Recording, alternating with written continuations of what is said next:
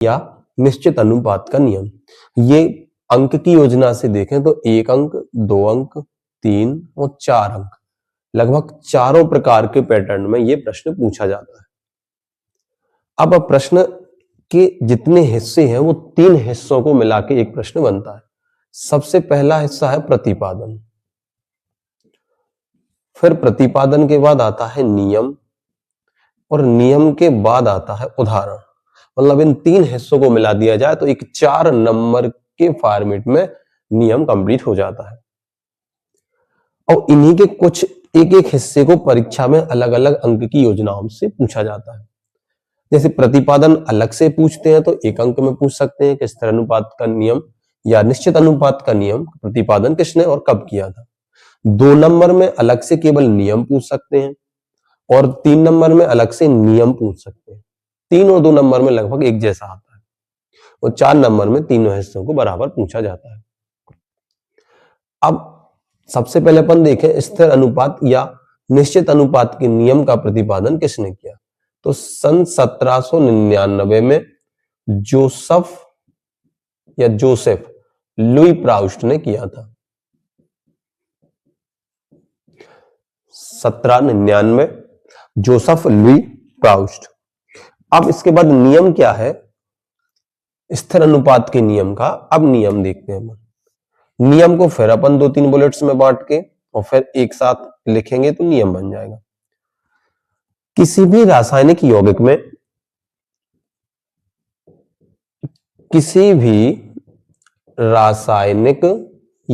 में पदार्थ भी लिख सकते हैं लेकिन यौगिक ज्यादा अनुकूल है, उसके अवयवी तत्व सदैव एक निश्चित, जो शब्द नियम है, या स्थिर अनुपात में पाए जाते हैं। और अनुपात जो होता है उसका आधार होता है भार। ये स्पेशल आपको अलग से करना। तो भार लिख सकते या लिख सकते इसको भार अनुसार। ये सबसे स्पेशल पॉइंट। ठीक। किसी भी रासायनिक यौगिक में उसके अवयवी तत्व ये यहां पे लिखा जाएगा भार अनुसार सदैव एक निश्चित या स्थिर अनुपात में पाए जाते हैं। अब प्रश्न ये बनता है इसमें कुछ, जैसे अवयवी तत्व क्या है। अवयवी तत्व मतलब जो पदार्थ जिन छोटे छोटे घटकों से या अवयवों से मिलकर बनता है उन्हें अवयवी तत्व कहते हैं। जैसे H2O है तो इसके अवयवी तत्व हाइड्रोजन और ऑक्सीजन है। KCl है तो इसके अवयवी तत्व पोटेशियम और क्लोरीन है। NaOH है तो इसके सोडियम, ऑक्सीजन और हाइड्रोजन है। इस तरीके से ये इसके अवयवी तत्व या संरचनात्मक घटक या अवयवी घटक कहलाते हैं। तो नियम क्या है। प्रतिपादन 1799 जोसेफ लुई प्राउस्ट ने। रासायनिक संयोग का नियम स्थिर अनुपात का नियम या सरल निश्चित अनुपात का नियम 1799 में जोसेफ लुई प्राउस्ट ने इस नियम का प्रतिपादन किया। नियम क्या है। किसी भी रासायनिक यौगिक में उसके अवयवी तत्व भार अनुसार सदैव एक निश्चित या स्थिर अनुपात में पाए जाते हैं। अब एक और पॉइंट आता है, चाहे वह यौगिक किसी भी विधि से प्राप्त किया गया हो। अब ये नियम कंप्लीट हो गया।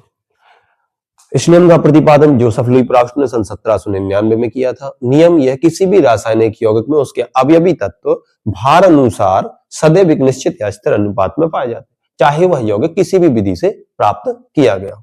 अब इसमें अगला जो हिस्सा आता है प्रश्न का वो आता है उदाहरण। उदाहरण में 2-3 उदाहरण है, अपन H2O का और CO2 का ले सकते हैं। CO2 व H2O।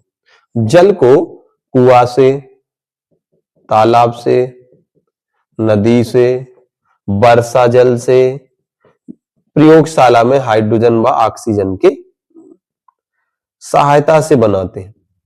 जितनी भी विधि से अपन को जल प्राप्त होता है उन सभी विधि से प्राप्त जल का विश्लेषण करने पर पता चलता है कि इसमें हाइड्रोजन व ऑक्सीजन 1:8 के अनुपात में भार अनुसार पाए जाते हैं।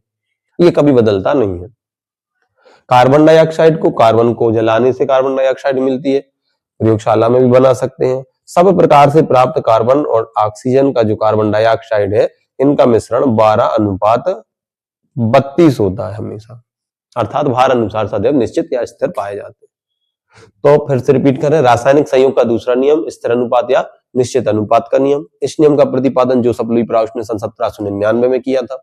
नियम क्या है वो इसके पहले अपन समझ चुके हैं कि किसी भी रासायनिक यौगिक में उसके अवयवी तत्व भार अनुसार सदैव निश्चित या स्थिर अनुपात में पाए जाते हैं, चाहे वह यौगिक किसी भी विधि से प्राप्त किया गया।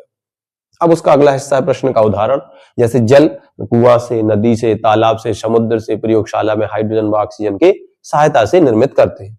और प्रत्येक विधि से प्राप्त जल का विश्लेषण करने पर पता चलता है कि इसमें हाइड्रोजन और ऑक्सीजन 1:8 के अनुपात में भार अनुसार पाए जाते हैं।